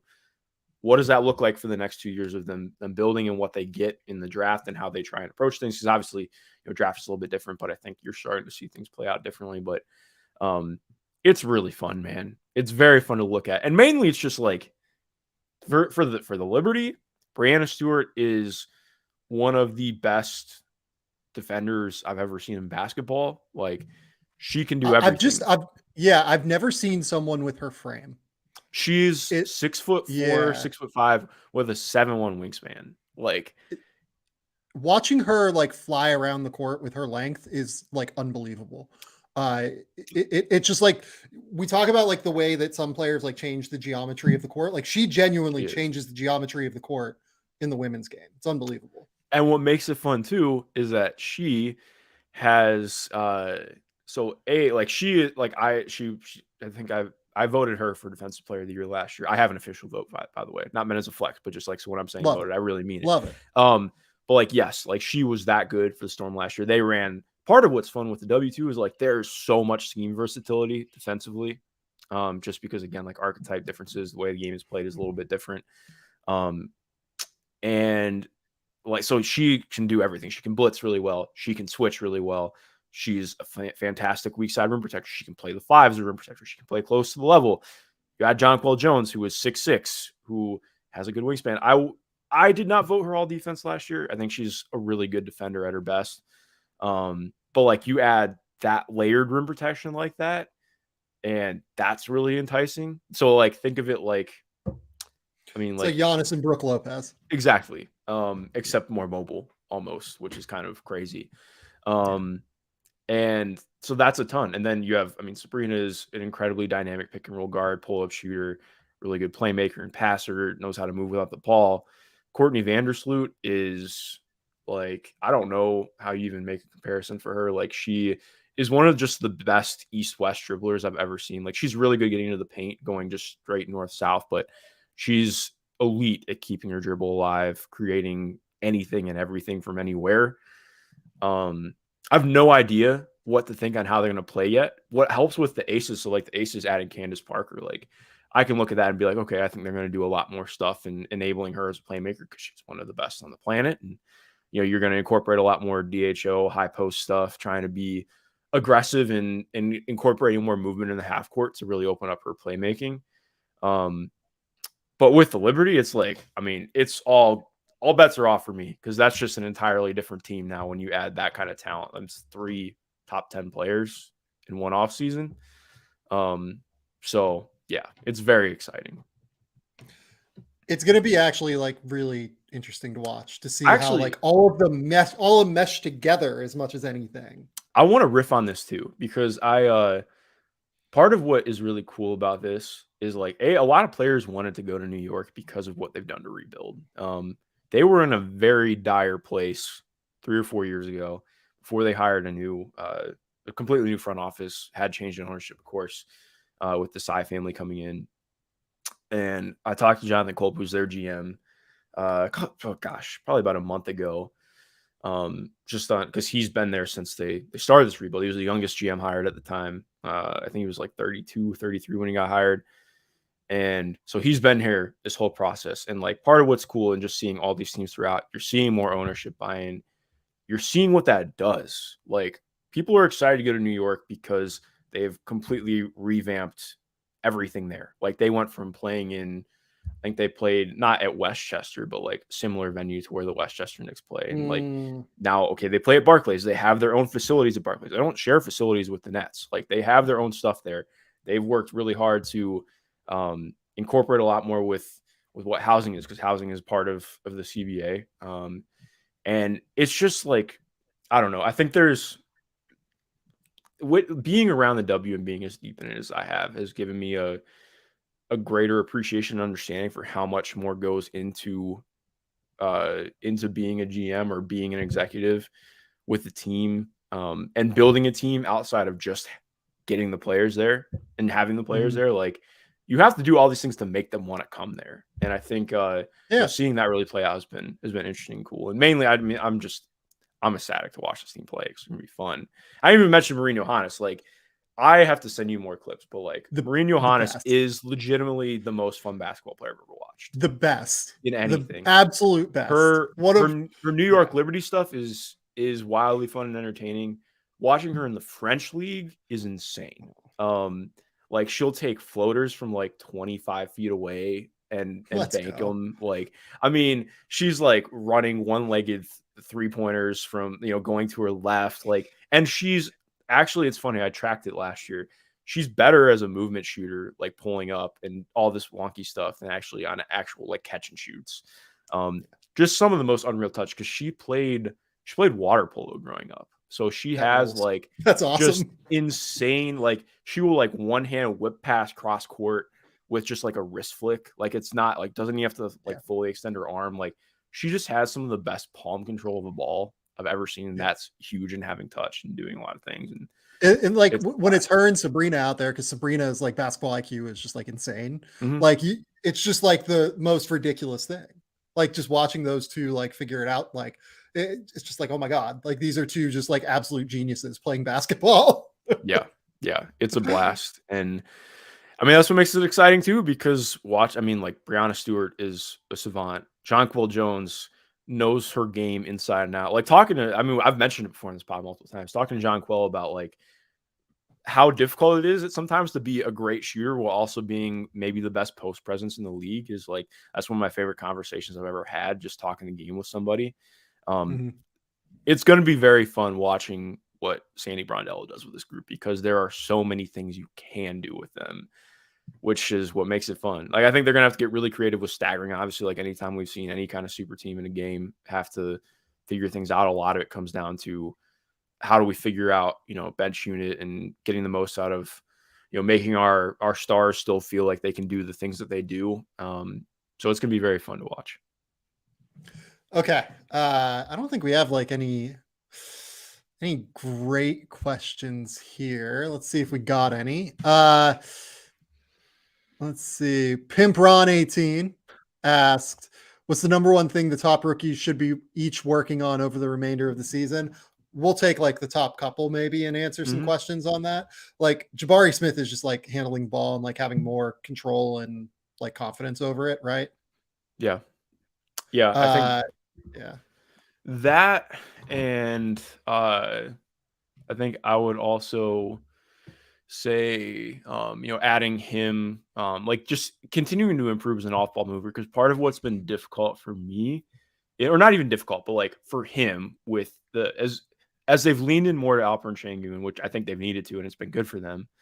Yeah, I do think it has been to not his detriment, but like Jabari, as good as he can be as an off-ball player in time, I think he still has to learn a ton about like reading the game and making decisions, like snap decisions within an offense, which I think that's part of like why the lineups with like Şengün and KJ Martin and Tari are like really fun and exciting, because it doesn't make sense spacing wise, but they just make quick reads and they know where to go, and they like crash the glass like crazy. So that's stuff I want to see too.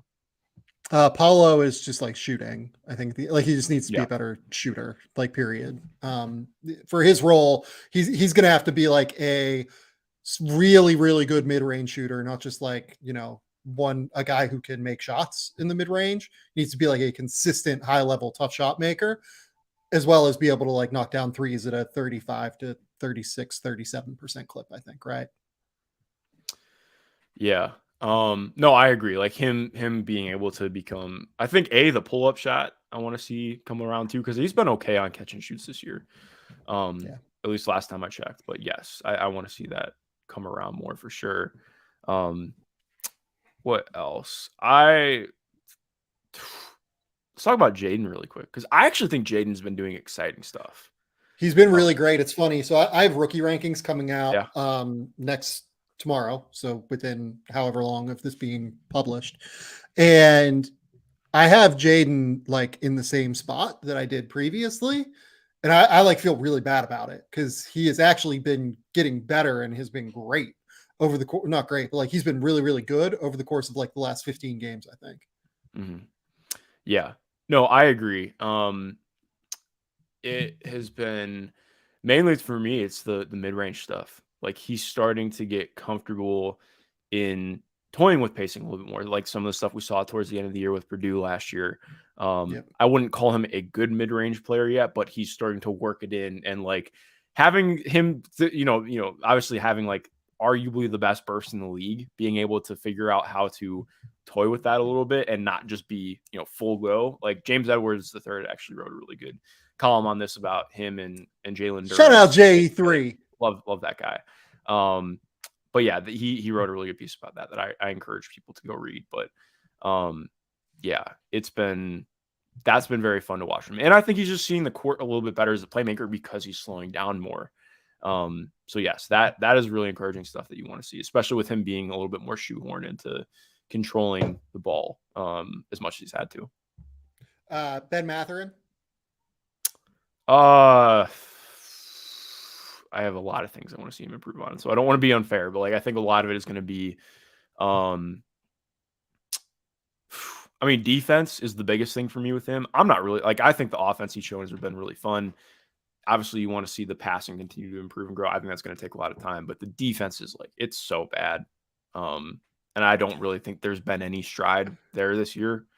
Yeah. Which has been rough to see, especially because the big billing with him is coming out was like 3-and-D, and I just, especially watching him at Arizona, I was like, I never really saw the D, and it hasn't been there this year either. So, and he's in a weird mold too, where I don't know how, like, I think he can get better. I just am not sure how much better he's going to get as a defender based on what his defensive awareness is right now. But time will prove everything. His instincts at Arizona were also always just like really, really bad. Yeah. In a frustrating way. He's elite at making a switch happen that doesn't need to happen. He will die on every screen. It's really bad. Keegan Murray will be the last one we'll talk about. Yes. I think Keegan has been fun because he's rebounded from the rookie wall really well. Like he got nailed by the rookie wall, partially because he dealt with some off-court stuff. If I remember correctly, he had like a big family incident that ended up, I actually think, if I remember correctly, it happened at the arena. Just scary stuff. Luckily, I believe his family member is okay. But point being, he hit the rookie wall early, and now I think he's really started to find himself again in that offense. Like you mentioned off rip, talking about them running like just those quick double drag dribble handoffs for him and Harrison Barnes. I think he's gotten to dip into his own shot creation a little bit more as the season's gone on. I think it's going to be more of, okay, what happens when you meet contact? Like, is it just going to be a straight jumper? Like, I want to see him, okay, what if my footwork goes from straight line drive to getting bumped off to taking a jumper to, okay, I have the footwork to do a Euro step, or I, start working on a step through move, or I have something for if I get met 8 feet out from the basket, how do I make this a more efficient look at the rim instead of just, getting into his face? I mean, it's a good, like, he has a good jumper, obviously, but like, I think that's the next step for him in improving as a scorer, slowing down, being able to make the right read as a passer more within that too. Yeah, no, I think all of those are very, very good points. The last question I want to ask you, just because I had to pull this one from the mailbag. This is from V Giddy with like an X in there somewhere. What do you think the best fit is for Cam Reddish at the deadline, basically? Because like Cam Reddish he's got to find a new spot, I think, basically. Best fit for Cam Reddish, the deadline. Geez, let me look at all 30 teams. Well, it has to be somebody that's going to give him a consistent role in playing time. It's not going to be a playoff team. Like if we're just being point blank, I don't see a playoff team that has a reason to give him consistent rope in playoff time. I mean, I have an idea. Yeah, where? My trade idea was, so the Knicks like could use some bench scoring, like just like another option off the bench, basically. The Isaiah Hartenstein contract has not really worked out in the way that I think they were hoping. Yeah, not at all. I wonder if there's a move where they could deal Isaiah Hartenstein and Cam Reddish to Charlotte for Kelly Oubre. Yeah, I think Charlotte is possible for him. Charlotte's so weird, man. I think they've done better things on court this year. I know it doesn't look like it's played out that way. I think their process is a lot better than it's been in past years. It's just been injuries, and their roster is frankly not talented right now outside of, LaMelo and PJ Washington's made strides. But again, that's pretty minute stuff when you're looking at what you were hoping this year would be for them.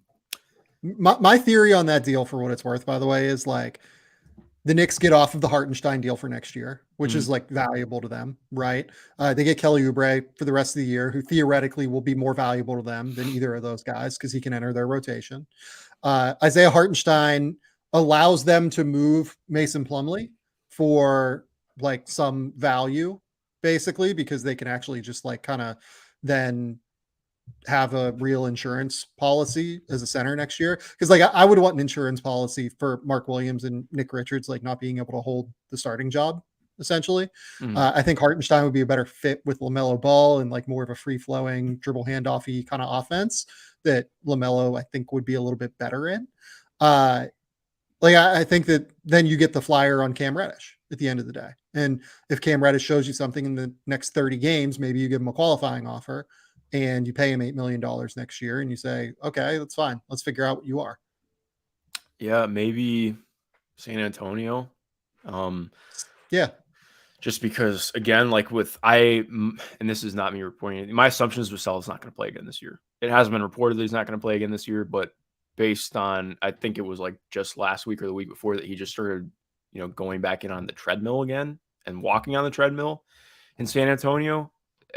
I would, if he plays much, it's not going to be a lot. So I think like maybe Doug McDermott does nothing for them because Tibbs doesn't run any kind of sets that would incorporate Doug. Like maybe you bring back Josh Richardson, which I don't really love that for either party either. But just in terms of like bringing in another guy on the wing, which even then I don't know if they'd want to because Malachi Branham he just had a 22-point game last night. Our guy, love Malachi Branham. Not really a wing, but like you get my point. Like Keldon Johnson's there already. They have a lot of guys who are on roster that they're kind of trying to see stuff in, but it would be interesting. Like I don't hate it. Dirty Dancer in the comments just brought up Isaiah Hartenstein for basically Bones Highland, and then you could throw in, this is me saying that, you could throw in the Ish Smith deal to make that work financially. Hartenstein would be an awesome backup center for Jokic. Yeah, I just like what does Bones do for New York? That's also my question. You'd almost like want to move him to a third team at that point, because if you thought that Tom Thibodeau did not like Cam Reddish and the way that he plays, well, the boy.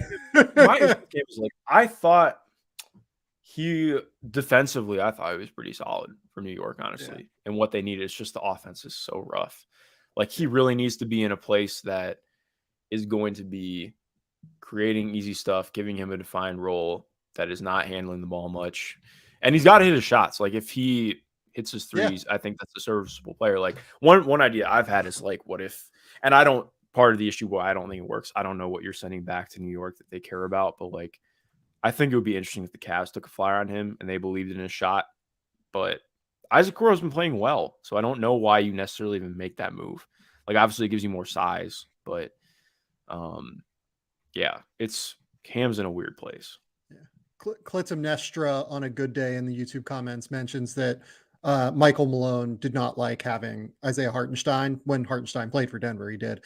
I do think that was a different version of Isaiah Hartenstein. Like Hartenstein now is like a pretty good rim protector. He's pretty conscientious on defense. I think it's just a little bit of a different version of the same human being than what he was when he was in Denver, is what I would say. I'm trying to. I've had people bring up Indiana to me. Rick Carlisle is not coaching Cam Reddish. Like, Nope. Especially considering how much control Rick has on roster moves, like that's just not happening. Well, like the island of misfit toys, basically, to quote a Christmas special, is like Detroit has like gone for these guys previously and just like seeing if they can make something of them, and if they can't, they just move on, right? I mean, Detroit could work in theory somewhat. I'm not saying that I would do it. I'm just saying that, like, based on what Troy Weaver has gone for previously, I wonder if, could like Hamidou Diallo for Cam Reddish or something weird like that be a thing? Because God, I think that Tibbs would love playing or would love coaching Hamidou Diallo defensively. Yeah, I like Hami's so fun to watch, man. It's just super aggressive. And by the way, bring that guy back to New York. Yeah, I love it. Let's go. Bring him to the hometown. It'd be super fun. All right, Mark, tell the people where they can find your work. Tell the people what's going on. Yeah, you can find me on Twitter at MG_Schindler. I've had a bunch of stuff coming out already. I just had something analyzing, Candace Parker's fit to the Las Vegas Aces, what that looks like and means. I should have more stuff coming out on the W in coming days. I should have some draft stuff coming out soon. I have a lot of stuff coming out. So yes, a lot of stuff going on. All right. Go follow Mark's work. Go subscribe to Mark's Patreon. Go subscribe to The Athletic, theathletic.com/game theory. That is a great way to support the show. Go to, where else can you go? Go to theathletic.com. I have a lot of words up. By tomorrow, I will have published like 13,000 words this week. 2 mailbags, a NBA trade deadline big board, 2.0 with Danny LaRue and Seth Partnow. And then I will also have updated rookie rankings coming tomorrow. So please go to The Athletic, read all of those words. We'll be back on Sunday, probably with spins, unless something crazy happens and I feel like a trade needs to be talked about. Until next time, though, we will talk soon. Bye.